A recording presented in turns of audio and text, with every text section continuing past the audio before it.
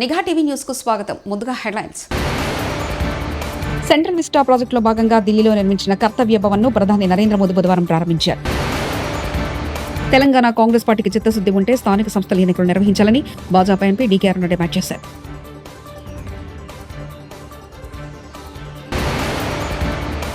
Social మీడియాలో వచ్చే trolls పై తాను మాట్లాడకపోయినా తాను చేసిన మంచి మాట్లాడుతుందని అగ్ర కథానాయకుడు చిరంజీవి అన్నారు. సోషల్ మీడియా జర్నలిస్టులకు మద్దతు తెలిపిన Congress MLA Rajagopal Reddy. Central vista ప్రాజెక్టులో భాగంగా ఢిల్లీలో నిర్మించిన కర్తవ్య భవన్ ను ప్రధాని నరేంద్ర మోదీ బుధవారం ప్రారంభించారు. ఇక్కడ నుంచి కేంద్ర హోంశాఖ, విదేశాంగ, గ్రామీణాభివృద్ధి, పెట్రోలియం, డిఓపేటీ, ఎంఎస్ఎంఈ శాఖలు కర్తవ్య భవన్ నుంచి కార్యకలాపాలు సాగించనున్నాయి. ప్రస్తుతం ఆయా శాఖలు శాస్త్రి భవన్, కృషి భవన్, నిర్మాణ్ భవన్ లో కార్యకలాపాలు సాగిస్తున్నాయి. ఈ భవనాల ప్రస్తుత అవసరాలు సరిపోకపోవడంతో కేంద్ర ప్రభుత్వం సెంట్రల్ విస్టా ప్రాజెక్టును చేపట్టింది. ఈ ప్రాజెక్టు కింద మరో 10 కార్యాలయ భవనాల నిర్మాణాన్ని 22 నెలల్లో కేంద్ర ప్రభుత్వం పూర్తి చేయనుంది.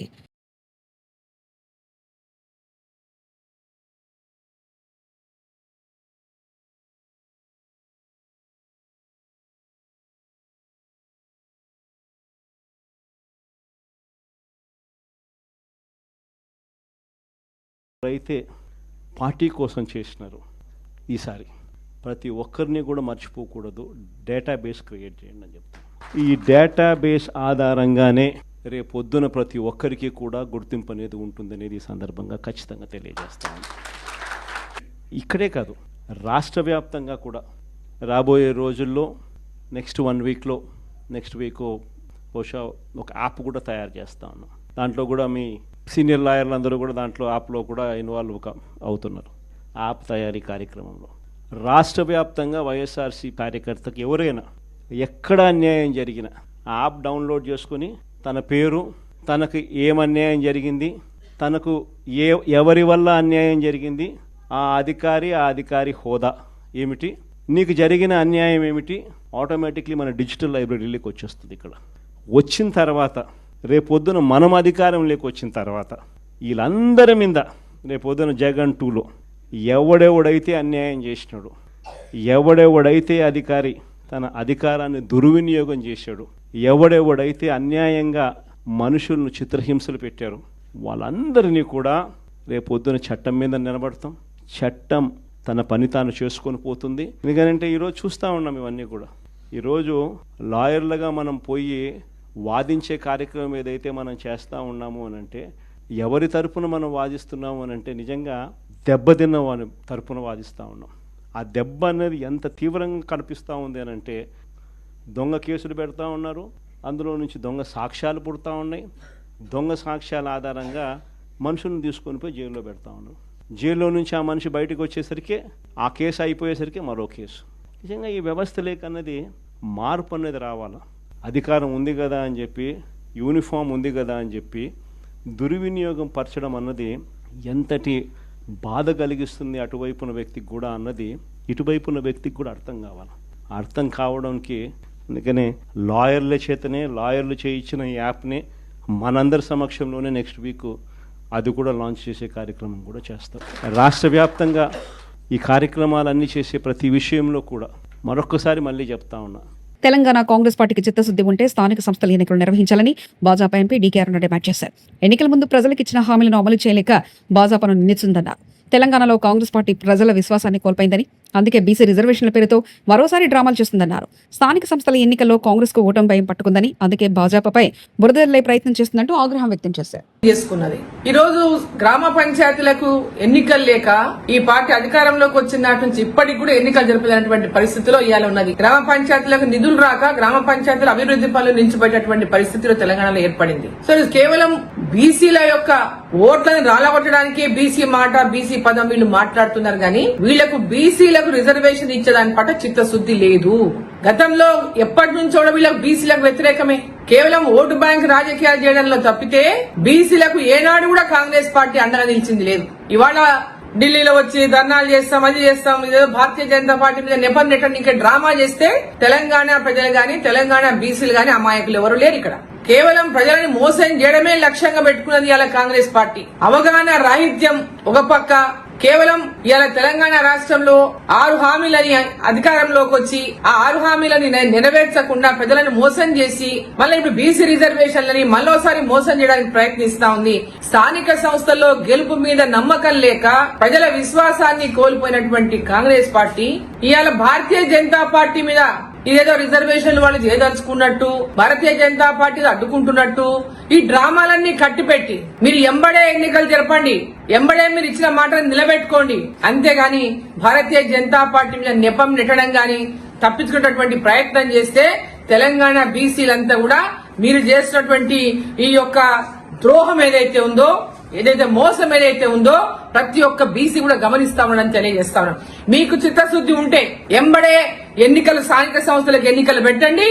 మీరు ఇచ్చిన మాట ప్రకారం 42% రిజర్వేషన్ బీసీలకు ఇవ్వండి. మరోసారి వివాదాస్పద వ్యాఖ్యలు చేసిన మంత్రి కొండా సురేఖ ఈసారి ఏకంగా రాష్ట్రపతి ద్రౌపది ముర్ము పైన పార్లమెంటు కొత్త భవనం ప్రారంభోత్సవానికి రాష్ట్రపతి ద్రౌపది ముర్ము వితంతు మహిళ అని మోదీ పిలవలేదు, ఆమె దళిత మహిళ అని అయోధ్య రామమందిర ప్రారంభోత్సవానికి సైతం పిలవలేదు. బీజేపీ నాయకులకు నరనరాల్లో కులపిచ్చి పాతుకుపోయిందంటూ మంత్రి సురేఖ సంచలన వ్యాఖ్యలు చేశారు. ఈ రోజు మన ప్రెసిడెంట్ గారు ఒక ఎస్సీ మహిళ, మరి ఆమెను కనీసం పార్లమెంటు కొత్త భవనం ఓపెనింగ్ చేసేటప్పుడు కూడా మోడీ ఆమెను పిలవలేదు. ఎందుకంటే ఆమె వీడో అని చెప్పి ఆమెను పిలవలేదు. మరి ఎక్కడైతే అయోధ్యలో రాముడి గుడి ఓపెనింగ్ ఉందో అక్కడికి కూడా ఆమెను పిలవలేదు. ఎందుకంటే ఆమె ఎస్సీ అని పిలవలేదు. అంటే ఈ రోజు నరనరాన బీజేపీలో కులాల యొక్క రక్తం యొక్క మరి ఆలోచనలు పాతుకుపోయి ఉన్నాయి. అంటే బెట్టింగ్ యాప్స్ వ్యవహారంలో ఎన్ఫోర్స్మెంట్ డైరెక్టర్ ఈడీ విచారణ ముమ్మరం చేసింది. ఈ కేసులో సినీ నటుడు విజయ్ దేవరకొండ బుధవారం ఈడీ కార్యాలయంలో విచారణకు హాజరయ్యారు. బెట్టింగ్ యాప్ల నుంచి తీసుకున్న పారితోషికం, కమిషన్లపై విజయ్ను ఈడీ అధికారులు ప్రశ్నిస్తున్నారు.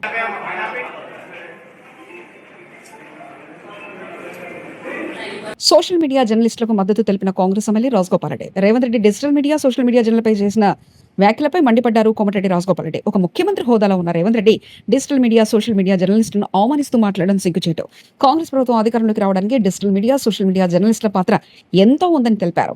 డిజిటల్ మీడియా, సోషల్ మీడియా జర్నలిస్టులు ఎవరైనా అవమానిస్తూ మాట్లాడితే నేను నిర్భయంగా ఎదురు తిరుగుతా అంటూ కాంగ్రెస్ ఎమ్మెల్యే కోమటిరెడ్డి రాజగోపాల్ రెడ్డి అన్నారు. కాబట్టి ఒక బలమైన నాయకత్వాన్ని గ్రామ స్థాయిలో కూడా మనం నిర్మాణం చేసుకోవాల్సిన బాధ్యత ఉంది. కాబట్టి ఇప్పటికైనా మనం పాలన సరైన రీతిలో అందించే విధంగా ముందుకు పోవాలని చెప్పి సూచిస్తుంది. ఒక ముఖ్యమంత్రి హోదాలో ఉన్న వ్యక్తి వాళ్ళను ఉద్దేశించి చులకనగా, అవమానకరంగా మాట్లాడితే బాధ అనిపించి ఇది మంచి పద్ధతి కాదు అని చెప్పేసి నేను ట్వీట్ చేయడం జరిగింది. వీళ్ళకి మద్దతుగా నా మద్దతు ఎప్పుడు కొనసాగుతుంది. నేను ఏదైతే ట్వీట్ పెట్టినో వాళ్ళకు మద్దతుగా సమాజంలో ప్రజల పక్షాన పనిచేస్తున్న వాళ్లకు తెలంగాణ ఉద్యమ సమయంలో చేసిన వాళ్ళ కృషిని అభినందిస్తూ వాళ్ళకు బాసటగా నిలవాలని చెప్పి గత 2 రోజుల క్రితం ఒక ట్వీట్ చేయడం జరిగింది. డిజిటల్ మీడియా సోదరులందరినీ కూడా గౌరవించుకోవాలి తప్పితే అవమానించడము సబబు కాదు అని చెప్పేసి నా అభిప్రాయాన్ని నిస్సందేహంగా, నిర్మోహమాటంగా, నిర్భయంగా ట్వీట్ ద్వారా తెలియజేయడం జరిగింది. అందరం కలిసికట్టుగా డిజిటల్ మీడియా సోదరుల పాత్ర కూడా ఉంది దాంట్లో. అందరం కలిసి ఈరోజు ప్రభుత్వాన్ని ఏర్పాటు చేసుకున్నాం. ఇటువంటి తరుణంలో సోషల్ మీడియాలో వచ్చే ట్రోల్స్ పై తాను మాట్లాడకపోయినా తాను చేసిన మంచి మాట్లాడుతుందని అగ్ర కథానాయకుడు చిరంజీవి అన్నారు. ఫీనిక్స్ ఫౌండేషన్ భాగస్వామ్యంతో ఏర్పాటు చేసిన బ్లడ్ డొనేషన్ డ్రైవ్ కు చిరంజీవి, తేజ సజ్జా ముఖ్య అతిథులుగా హాజరయ్యారు. రక్తదానాన్ని గొప్పతనాన్ని వివరించారు. నేను కొన్ని రోజులుగా రాజకీయాలకు పూర్తిగా దూరంగా ఉంటున్నా. ఈ మధ్య ఓ నాయకుడు నన్ను ఆకారంగా మాటలన్నారు. ఆ తర్వాత ఆయన ఓ ప్రాంతానికి వెళ్తే అక్కడ ఓ మహిళ ఆయనకు ఎదురు తిరిగింది. ఒకప్పుడు చిరంజీవి బ్లడ్ బ్యాంక్ ద్వారా ఆమె బిడ్డ ప్రాణాలు నిలిచాయని, అందుకే నేనంటే ఆమె గౌరవం అని తెలిపింది. మనల్ని ఎవరైనా మాటలంటే మనం చేసిన మంచి సమాధానం చెప్తుంది. అందుకే నేను ఎప్పుడు దేనికి స్పందించినట్టు అంత అవసరం కూడా నాకు లేదంటూ చిరంజీవి వ్యాఖ్యానించారు.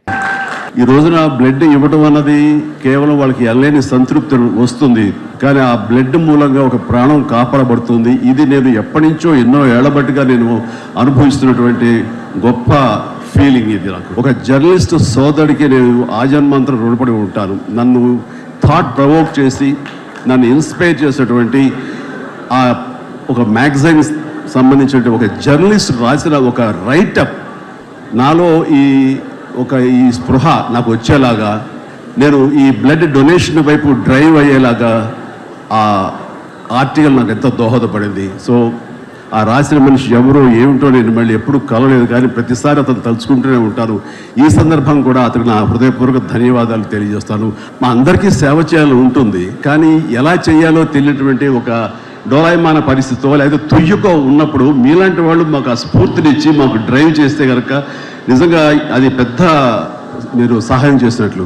అలాగా ఈ బ్లడ్ డొనేషన్ రక్తదానం అనేసరికి గబుక్కని స్ఫురించే పేరు చిరంజీవి అన్నారంటే కనుక భగవంతుడు నాకు ఇచ్చిన గొప్ప అవకాశం.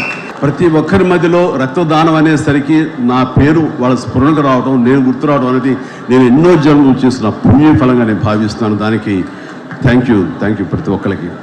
ఇక్కడ సరే ఎన్నెన్నో ఇన్సిడెంట్స్ వింటుంటాము, ఎన్నెన్నో ఇది ఆఖరి నిమిషంలో ప్రాణాలు ఎలా కాపాడబడ్డాయని వింటుంటాము. కానీ ఈ మధ్య నాకు మనసుకు అత్యంత దగ్గరగా జరిగిన ఒక ఇన్సిడెంట్ మీతో షేర్ చేసుకోవాలనిపిస్తుంది అనమాట. ఎవరో ఒక పొలిటీషియన్, సరే ఎవరికైనా సరే నేను చాలా సాఫ్ట్ టార్గెట్, ఎవరైనా ఏదో మాట అనేసి ఏం పర్వాలేదు. అలాగా ఒక పొలిటీషియన్ నన్ను అకారణంగా, నేను ఇప్పుడు పాలిటిక్స్ చాలా దూరంగా ఉన్నా సరే నా గురించి ఏదో అవాకులు చవాకులు ఆయన పేలినప్పుడు ఆయన మరొక చోటకి ఏదో ఒక ముంపు ప్రాంతానికి ఆయన వెళ్ళటం జరిగింది. అక్కడ ఒక స్త్రీ, ఒక ప్రౌఢ ఆవిడ అది మిడిల్ ఏజ్ ఉంటుందేమో, మిడిల్ ఏజ్. ఆవిడ తను పట్టుకుని నానా మాటలు తిడుతుంటే నీకు ఎలా మనసు వచ్చింది చిరంజీవిని అంటానికి, అది అని తిడుతుంటే నాకు అనిపించింది మామూలుగా మన మాస్ ఫ్యాన్ కదా ఆవిడ, చాలా గౌరవప్రదమైన కుటుంబంలో ఉన్నటువంటి మనిషిలాగా అనిపించింది గృహిణి. ఆవిడ ఎందుకు అంత ఇదిగా మాట్లాడుతుంది, ఆవిడెవరు, ఆవిడ చూస్తే మామూలుగా సినిమా ఫ్యాన్ లాగానో చిరంజీవికి వీరాభిమానంగానో కాదు, ఇంకేదో ఉందంటూ నాకు అనిపించి ఆవిడ గురించి తెలుసుకోవాలని మన ఒక జర్నలిస్ట్ సోదరు ఎవరినో పంపించి తెలుసుకోవాలంటే వాళ్ళు చేసినటువంటి ఇంటర్వ్యూలో విజువల్స్ నాకు చూపించారు. ఏంటమ్మా అంత ఇదిగా, ఆయనకి వీరాభిమానం అంటే ఈ అభిమానం సినిమాభిమానం కాదయ్యా, ఆయన వ్యక్తిత్వానికి అభిమానం అంటే. సెంట్రల్ విస్టా ప్రాజెక్టులో భాగంగా ఢిల్లీలో నిర్మించిన కర్తవ్య భవన్ను ప్రధాని నరేంద్ర మోదీ బుధవారం ప్రారంభించారు. తెలంగాణ కాంగ్రెస్ పార్టీకి చిత్తశుద్ధి ఉంటే స్థానిక సంస్థల ఎన్నికలు నిర్వహించాలని భాజపా ఎంపీ డీకే అరుణ డిమాండ్ చేశారు.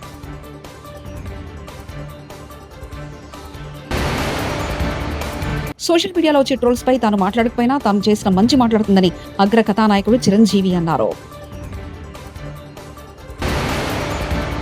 సోషల్ మీడియా జర్నలిస్టులకు మద్దతు తెలిపిన కాంగ్రెస్ ఎమ్మెల్యే రాజగోపాల్ రెడ్డి. ఇవి బులెటిన్ విశేషాలు. చూస్తూనే ఉండండి నిఘా టీవీ న్యూస్.